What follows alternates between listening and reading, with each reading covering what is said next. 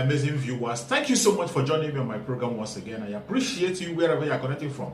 If you have not subscribed to my channel, please kindly subscribe to my channel. Click the notification bell so that you'll be notified each time I upload a video.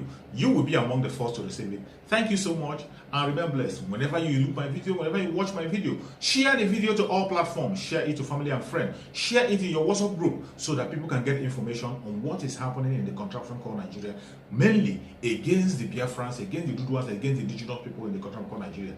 I try as much as possible to set the record straight. I don't preach hate speech. I don't speak against people. I set the record straight. The only important thing I do here is to make sure that the plight of the people remains on the front burner and the world will know the true story of what is going on in the contraption called Nigeria.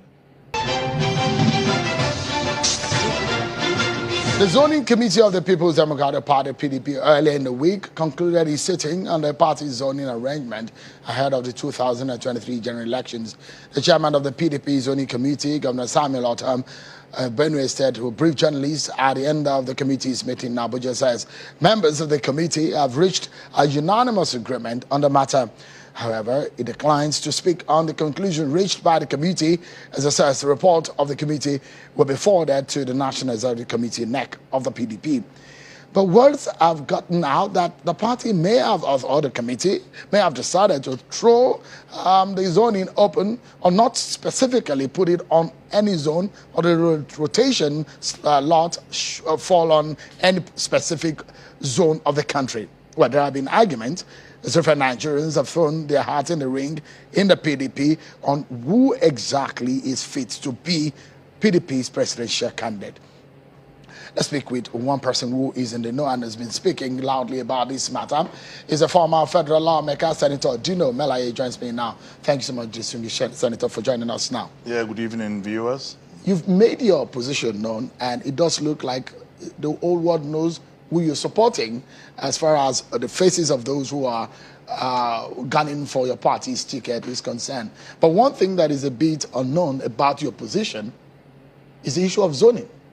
You are from the North Central, but I know you're a Yoruba man in the North Central.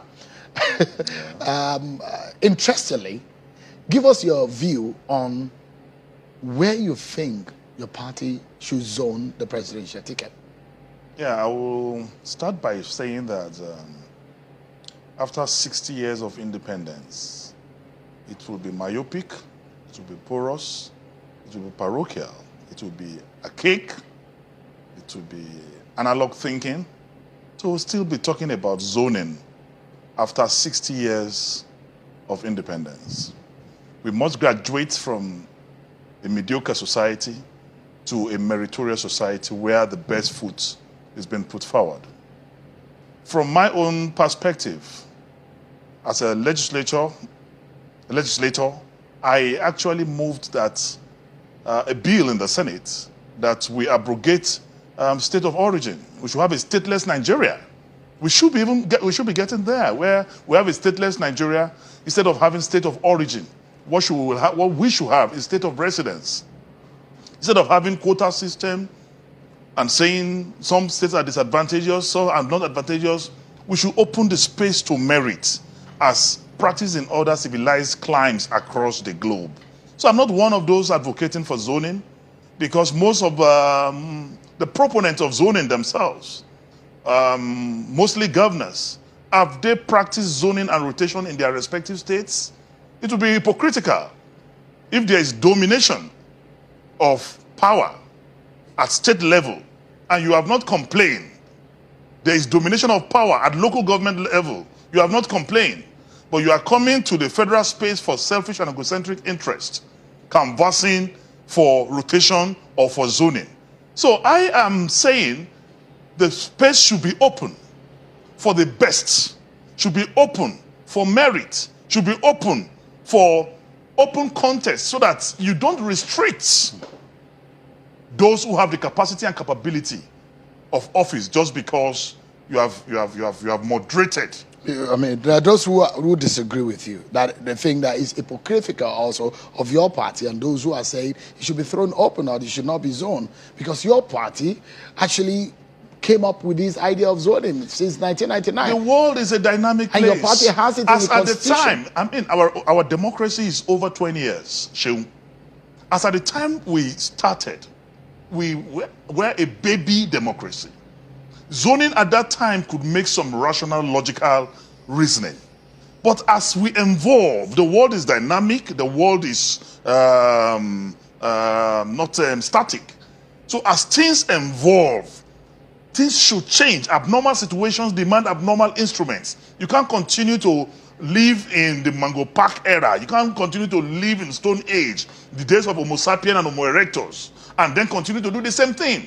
The world is evolving. The world is a global village. People are moving from analog thinking to digital reasoning. So we should also carry our practice, customs, and political heritage in the same direction. So you're saying, in essence, that the idea of zoning is not digital, is archaic. The idea of zoning is not democratic. But does the fact, because you are limiting the space also, and then restricting some other people from participating. But that has been the practice. That is what I'm saying. It's captured in your party's constitution. That is what I'm saying, that the food you eat as a child is different from what you take as an adult.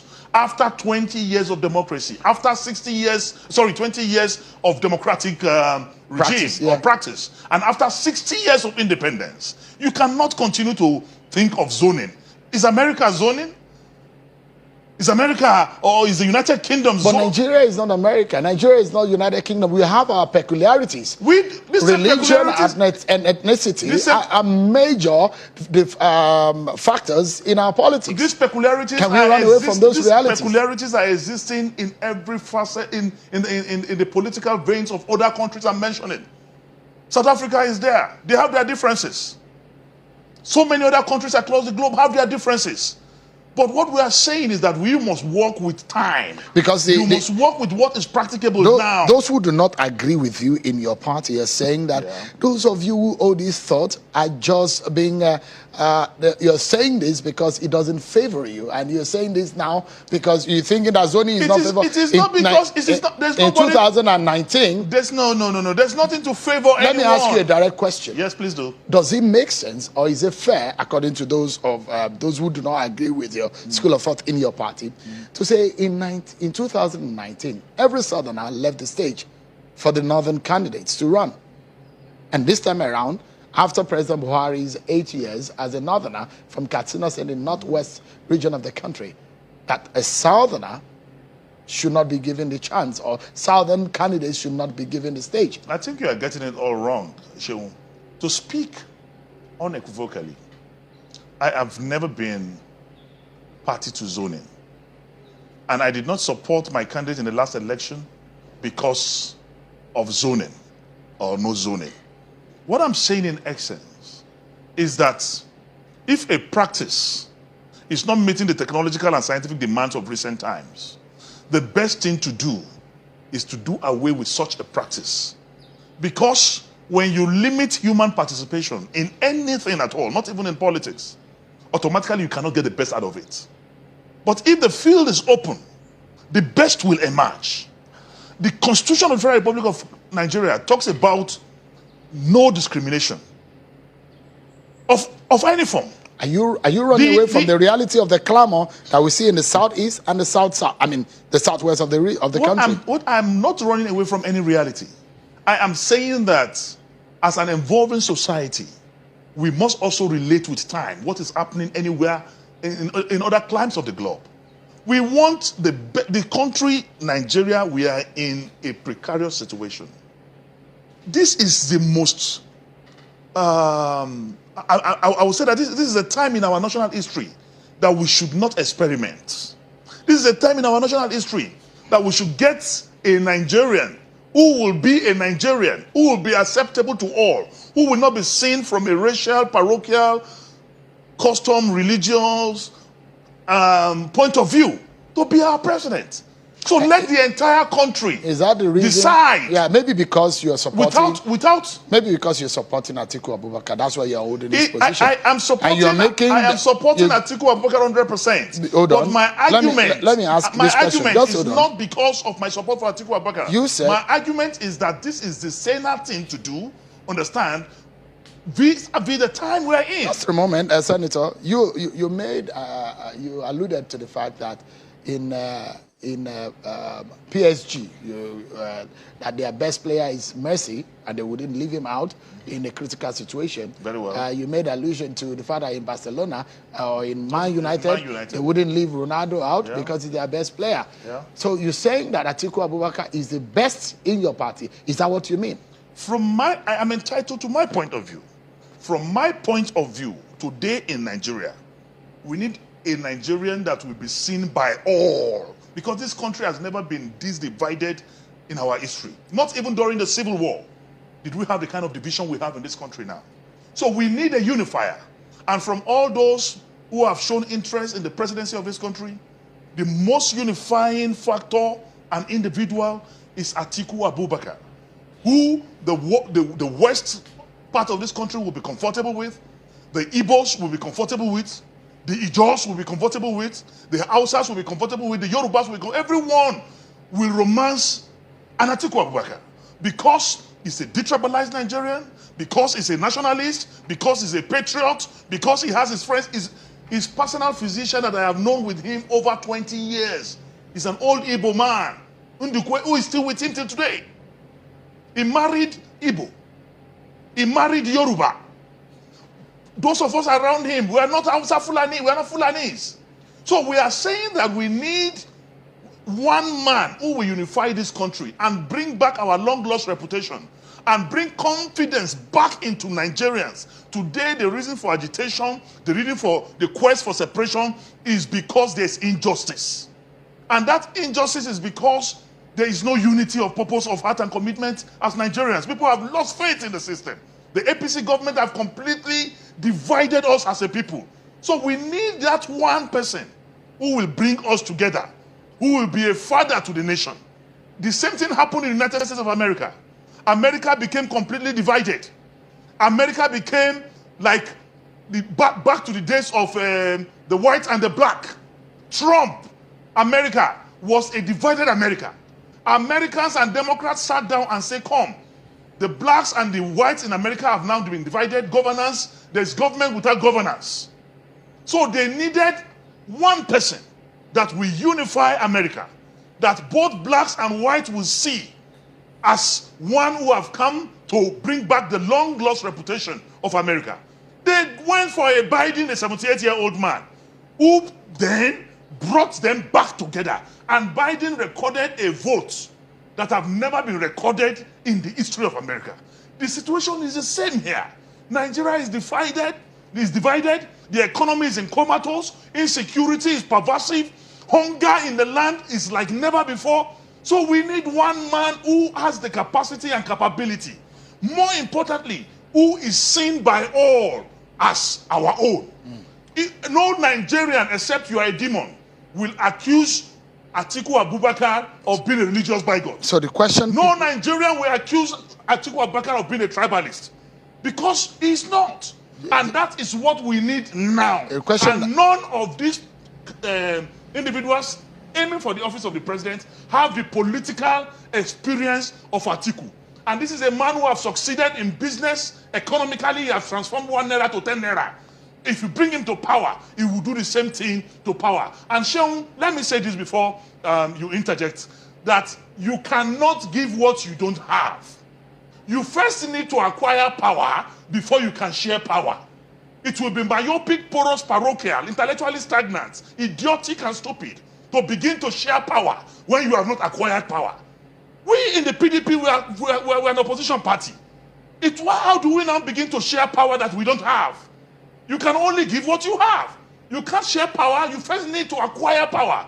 And you cannot acquire power without using a character, a person that have the potency, the capacity, the capability to acquire that power. And the only person that have that capacity today is Atiku Abubakar. And that is why I describe him, that it will be stupid for Man U coach in a football match where they are playing 0-0. They are playing 0-0 means it's a war situation.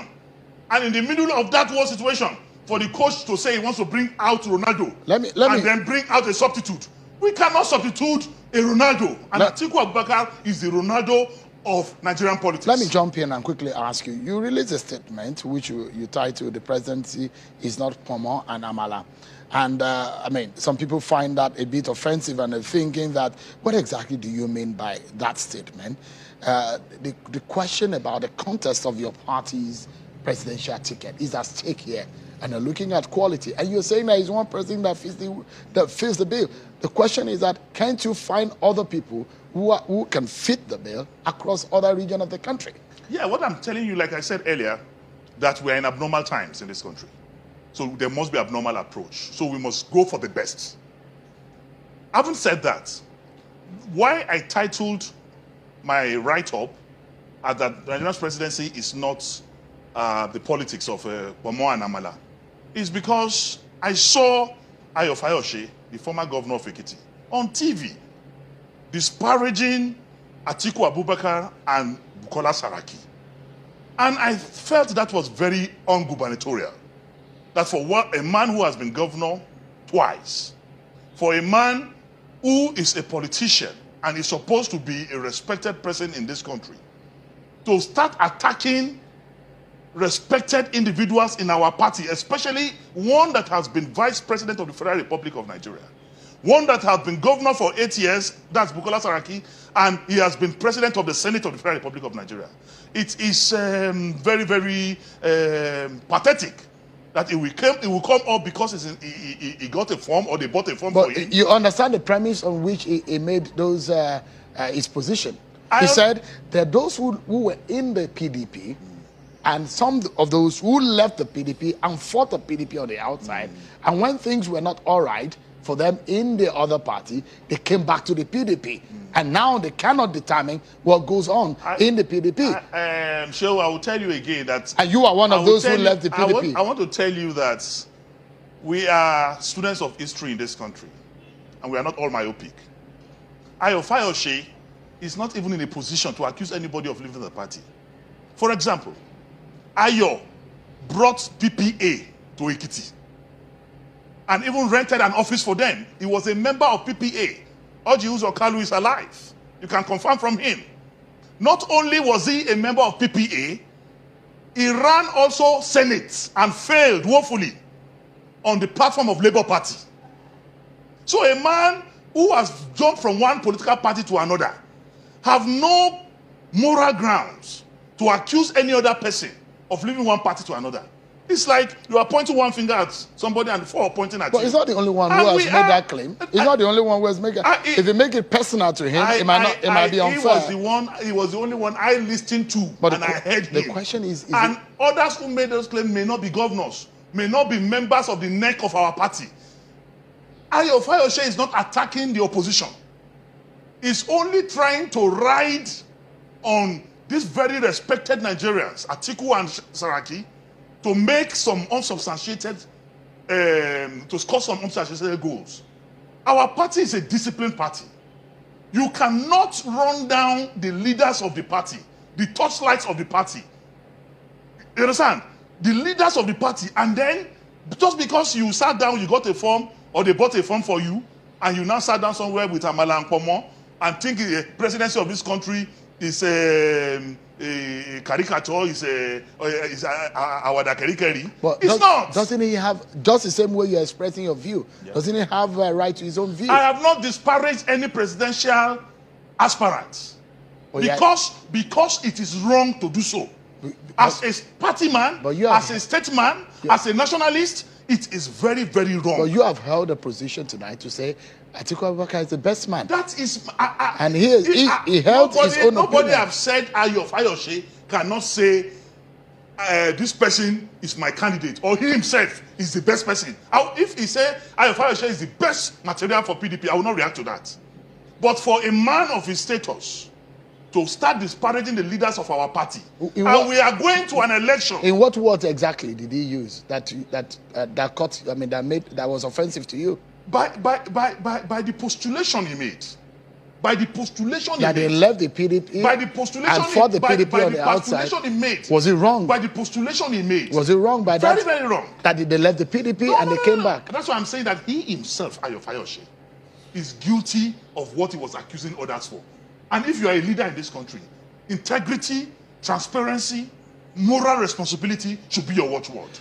How critical? And he has not displayed that at all. How critical would your primaries be? You see, that's something that's going to be very tough, isn't it? The PDP is one of the finest organized parties in this country. The PDP is a wonderful political party. When we get to that bridge, we will cross it. Many people thought our national convention was going to tear us apart, but we came out more stronger and united. And I'm telling you that our presidential primary will come and will go and will come out stronger. And by the grace of the Almighty God, PDP will take over power in 2023 with Atiku Abubakar as our flag bearer. It's interesting, actually, that a lot of people thought you are closer to Bukola Saraki than you are to Atiku Abubakar. Yes, I am. Even as I'm speaking with you, Bukola Saraki is my leader, is my friend, is my brother. And you cannot even disparage him in my presence. I will react. But I want to tell you that for everything, just like Ecclesiastes chapter 3 says, there is a time and season for everything. And as what you owe your friend is to tell him the truth. Have you told him? Not minding whose horse is God. And I don't want us to make Bukola Saraki a subject matter here. On this present contest, the best man that I feel will rescue this country from the satanic manifestation of the APC is Atiku Abubakar. And I'm telling you that at the end of the day, both Bukola Saraki, Atiku Abubakar, and every other presidential aspirant, we will all team together and work for Atiku and the success of the PDP in the final analysis. Senator Dino Malaye, thank you so much for coming on tonight. The pleasure is always mine. Thank you so much.